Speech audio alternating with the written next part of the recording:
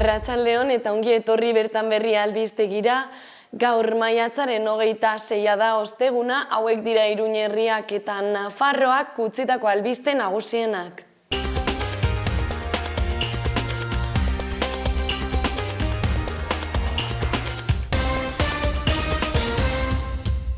Nafarroko gobernuak argi berdea eman dio Elizaren barruan sexu abusuen biktimak aitortzeari.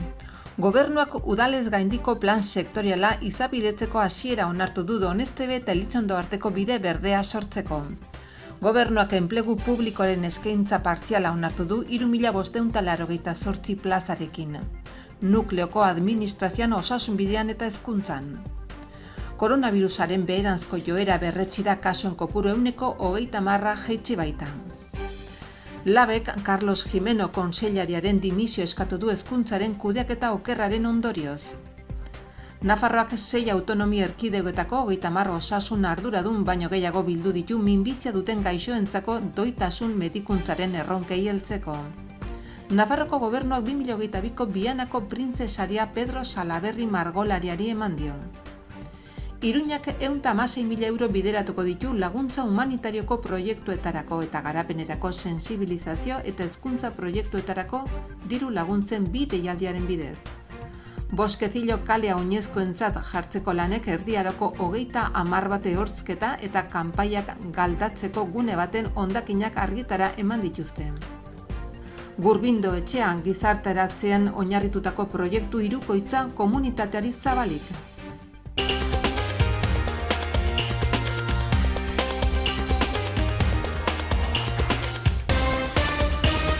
Nafarroako gobernuak argi berdea eman dio Elizaren barruan sexu abusuen biktimak aitortzeari. Arauak biktimen duintasunari eta haien giza eskubideen urraketen interpretazio integralari legezko aitorpena emango die. Nafarroko gobernuak asteazken honetako bilkuran foru komunitatean Eliza Katolikoaren barruan sexu abusuak jasan dituzten personei biktima izaera aitortzeko foru lege proposamen baten tramitazio parlamentarioa onartu du. Lege proposamenak aurreko ekimenei jarraipena ematen die. Ekimen hoien bidez Nafarroko gizarteak bere gain hartzen du bizikidetza demokratiko eta baketsuaren bidez, giza eskubideen urraketa larrien biktimei duintasuna eta erreparazio integrala aitortzea eskatzen duen legezko aitortzaren bidez. Foru legearen bidez eta Nafarroko gobernuak azken urteetan biktimei errekonozimendu emateko eman dituen urratsen bidez, estatutu bat lortu nahi da beren giza eskubideen urraketa jasan duten biktima guztientzat. Eliza Katolikoak bermerik ez zuen testu inguruetan. Zirriborroaren artikuluetan Nafarroko Eliza Katolikoak gauzatutako egoera edo jardueretan osotasun fisikoren edo sexu askatasunaren aurkako erasoen biktimen banakako eta taldeko errekonozimendura eskubidea jasotzen da, bai eta biktimaren kalitatea aitortzeko prozedura ere. Lege testuak aitortza batzordea sortzeari eta haren osaera arautzeari ere heltzen dio. 6 urteko agintaldia izango du memoriarako eskubidea artikulatzeko eta bere jarduerei buruzko azken txostena egiteko. Gobernuak UGPSa izapidetzeko hasiera onartu du Doneztebe eta Elizondo arteko bide berdea sortzeko. Bidasoako trenbide zaharretik doan ibilbidea jarraitzen du, Enderlatxa eta Doneztebe artean erabilgarri dagoena. Nafarroko gobernuak onartu du udalez gaindiko eraginaren proiektu sektoriala zabaltzea Bidasoako bide berdea egokitzeko Doneztebe Elizondo tartea egiteko. Neurri horrekin, Endarlaza eta Elizondo arteko bizikleta oinezkoentzako bidea osatuko da 55 kilometroko luzera duena eta Bidasoako trenbide zaharretik igarotzen dena. Endarlaza Doneztebe zatia 40 kilometroko foru administrazioa 2012ko ekainean udalez gaindiko plan sektoriala izendatu zuena martxan dago gaur egun. Tarte berriaren ezaugarriak bide berdea 15 kilometro luze da gutxi gorabehera eta Doneztebe Legasa, Narbarte, Oieregi, Oronoz Mugairi, Arraioz eta Elizondo herrietatik igarotzen da. Trazadura Bidasoako trenbide zaharrean eta tokiko pista edo errepide jakin batzutan oinarritzen da nagusiki. Bidearen ezaugarriak Endarlaza Doneztebe tartekoen antzekoak izango dira. Hauek dira diseinatzeko hartu diren irizpide nagusiak. Bidearen zabalera 3 metro terdikoak bide berrietan. Arekak metro batekoak material irmoa zagor artifiziala urpean gera daitezken malda handiko eremuetan izan ezik, hormigoizko geruza bat jarriko baita. Kontrata eta ordainsari bakoitzeko 1.649.557 euroko aurrekontua aurreikusten da eta beste 165.000 euro lurrak lortzeko. Espedientea Zederna Garalur elkarteak sustatu du. Gobernuak enplegu publikoaren eskaintza partziala onartu du 3.588 plazarekin nukleoko administrazioan, osasunbidean eta hezkuntzan. Aurreko urrats gisa gobernuak foru lege dekretu bat onartu zuen astelehen honetan funtzio publikoaren arloan duen autogobernua gauzatzeko. 3 decretos forales por los cuales se aprueban las ofertas. Nafarroko gobernuak 3 foru dekretu onartu ditu, hoien bidez enplegu publikoaren eskaintza partziala onartzen da 3.588 plazarekin. Nukleoko administrazioan, osasunbidean, Nafarroko osasun zerbitzuan eta hezkuntzan. Abenduaren 28ko 2021 legearen ondoriozko enplegu publikoaren behin-behinekotasuna murrizteko ezohiko egonkorte prozesuaren barruan.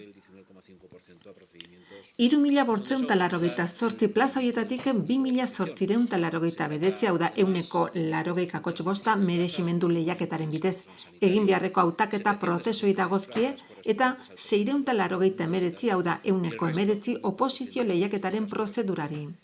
Osasun langilei dagozkien 1.417 plaza dira.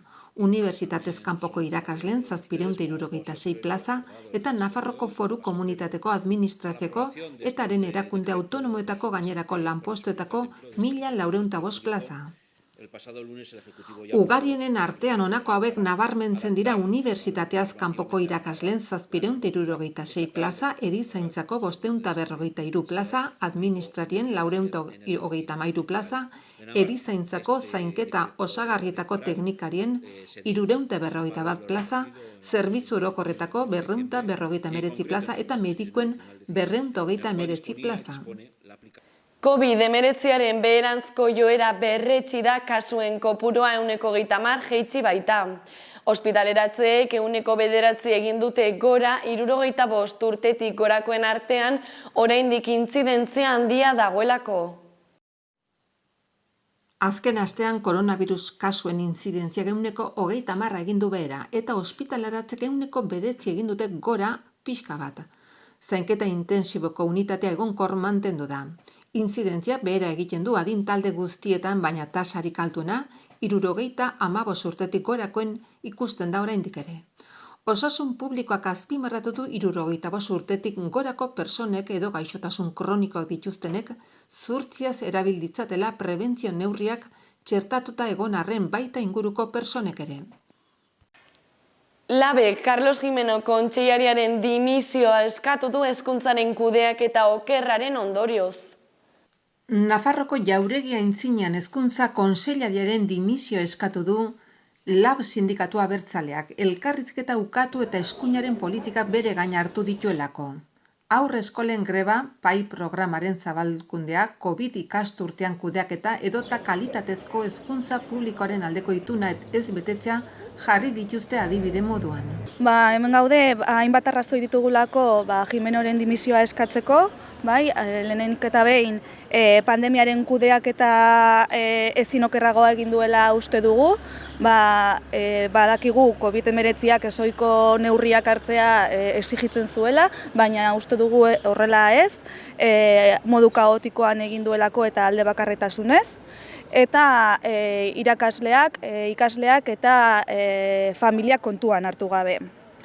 Bestetik, hainbat irakasle adinagatiko lanaldi murrizkateari gabe daude, galdetu beharko zaio Gimenori ea zergatik gertatu den hori, eta aldiz irakasle asko gero eta lanzama handiago dute, baliabide gutxiagorekin. Honekin lotua daukagu Nafarroako irakaskuntza publikoaren kalitatea hobetzeko ituna, hau iragungitzear dago, abuztuan bukatuko da, eta bertan jasotako gauza asko, puntu asko bete gabe daude. Ezin ditugu ahaztu ere, laugarren greba astea daukaten aurre eskolak, beharrezkoa izan dute greba mugagabeari ekitea Jimenok haiekin esertzeko. Eta, honekin aipatu behar dugu, labek pausua eman duela sektoreko lehen hitzarmen kolektiboaren borrokari. Bestetik, komentatu ere, kontseilariak inglesarekiko duen atxikimendua. Hori erakusten da, pai betiko egonkortu duela, horretarako foru lege bat asmatu du, eta orain arteko irakaskuntza funtziora zarbidea arautzen zuen legediaren gainetik pasada. Ezoiko egonkortze prozesuan ere paira bideratutako lanpostuak ia erdia izango dira, eta horretan irakasle asko eta asko diskriminatuak izango dira.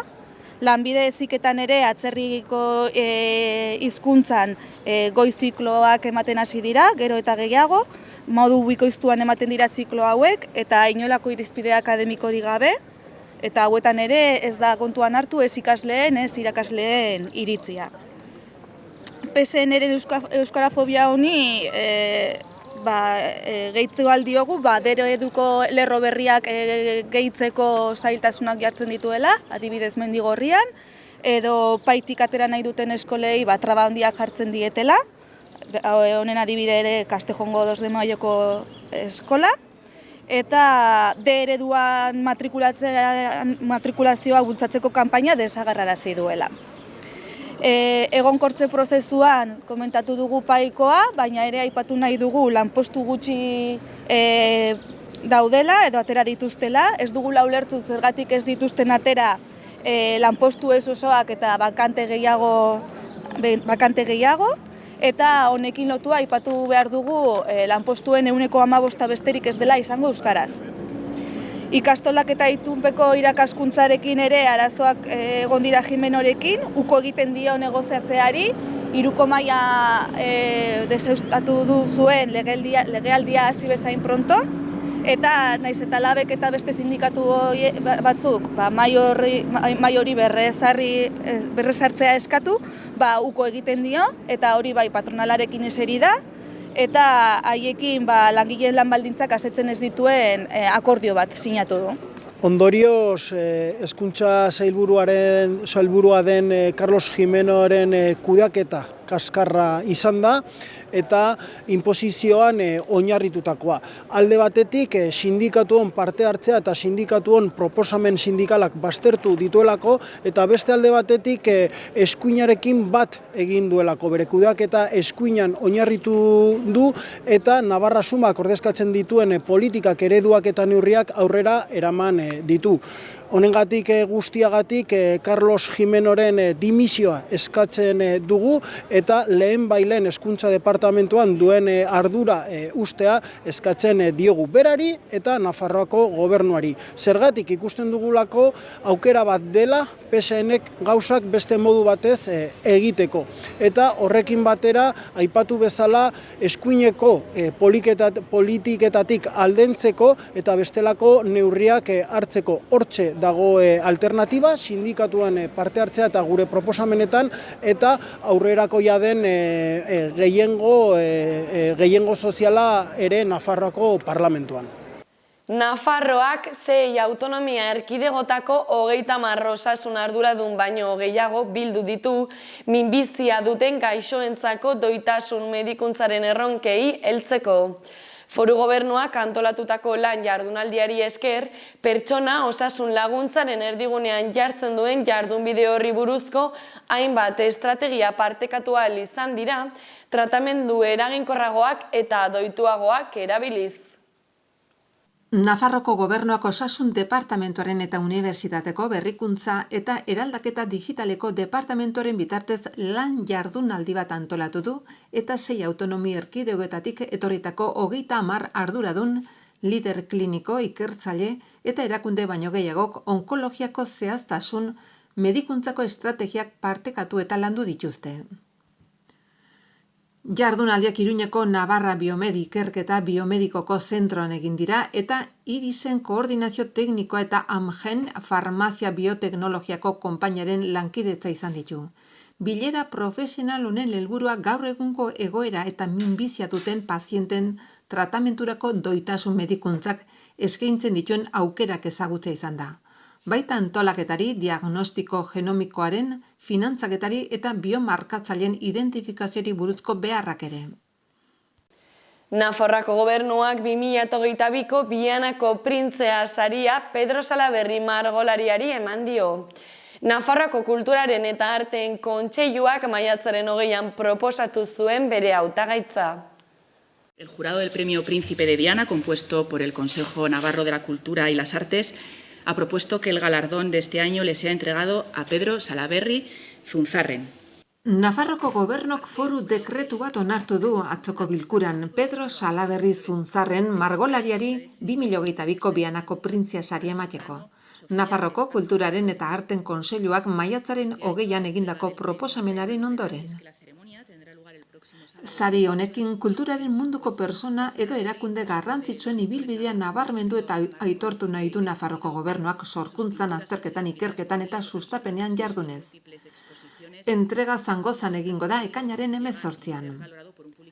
Foru dekretuan Nafarroko gobernua dio Pedro Salaberri estilo ezagun eta zehatzago duen nafar egiletako bat dela. Bere margolanak paisaiak batez ere milaka personak miretsi dituzte bere erakusketa ugarietan eta oso publiko zabal eta askotarikoak iritsi eta baloratzea lortu du.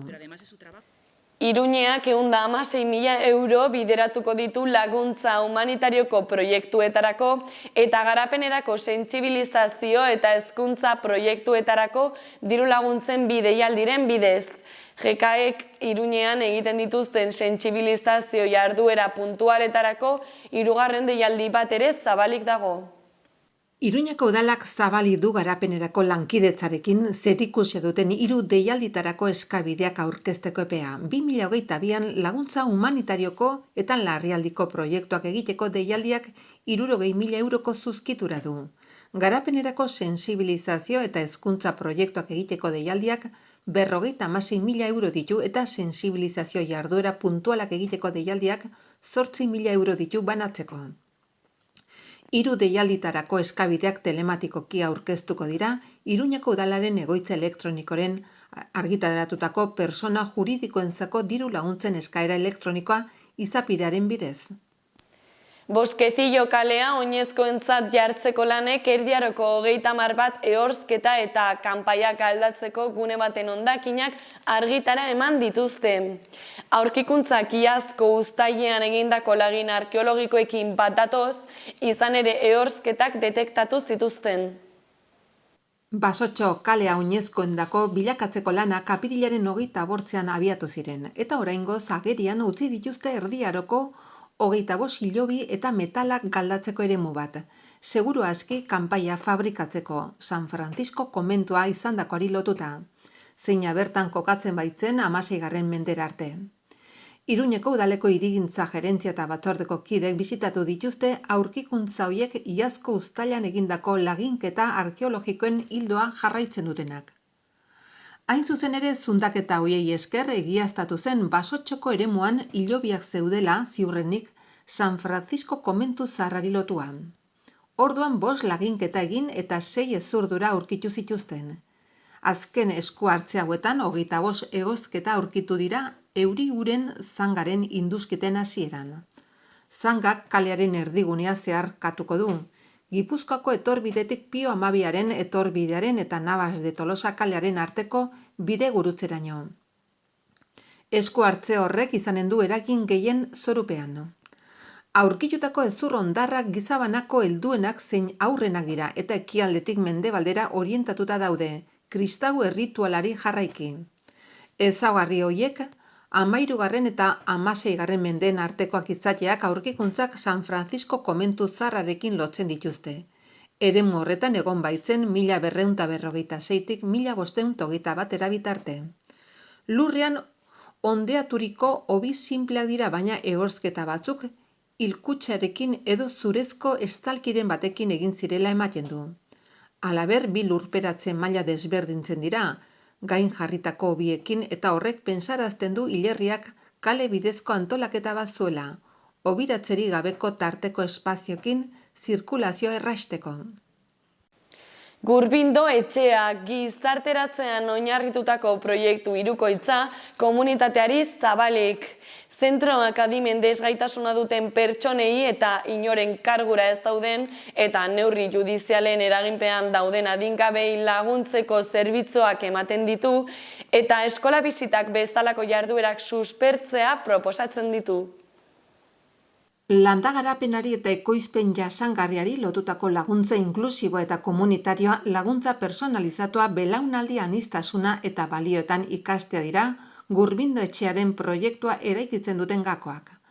Gune pribilegiatu horretan adimen desgaitasuna duten personei, neurri judizialek eragindako adingabei eta inoren kargura ez dauden adingabei laguntzeko zerbitzuak ematen dira. Orain Fundagro Nafarroko nekazari eta abeltzainen batasunaren fundazioa kudeatzen duen zentro honek gizain gizarte zerbitzuen fundazio publikoarekin eta gure sustraiak elkartearekin batera komunitate oso inplikatuko duten jarduera inklusiboak berpiztu nahi ditu. Aurkeztu dituzte datorren ikasturterako proposatutako jarduera berriak Gurbindo etxean eta bertan izan dira Maria Txibite, Nafarroko lehendakaria, Enrique Maia, Iruñako alkatea eta Ines Frances, Eskubide Sozialen Departamentuko eta Garapenerako Nafarroko Agentziako zuzendari kudeatzailea. Aurkezpenean komunitatea osatzen duten kolektiboekiko sensibilizatzea eta funtsesko balioetan ikastea ahalbidetuko duten zenbait jarduera azaldu dira. Hala nola inklusioa, aniztasuna, natura eta ingurumena, elikadura osasungarria, etika landagarapena eta iraunkortasuna. Eta aldi berean proiektu partekatu horren potentzialtasuna eta hura osatzen duten erakundeen jarduera eta eskaintzen dituzten zerbitzuak ikusaraziko dira. Zehazki Gurbindo etxerako eskola bisitak abian jarri nahi dira. Bisita horiei esker ikasleek gizarte ekonomia eta ingurumen jasangarritasunaren printzipioak errespetua eta aniztasuna ikas ditzakete desgaitasuna duten personen eta adinekoen eskutik. Instalazioen potentzialtasuna eta espazio horren baliabideak aprobetxatuz. Hau da, sukaldea, baratzea, natura edo komunitateari irekitako espazioak besteak beste. Helburua da nekazaritza sektorearen irudia indartzea personen integrazioaren bidez. Hauek izan dira gaurko albiste nagusienak, eskerrik asko zuen arretagatik eta bihar arte.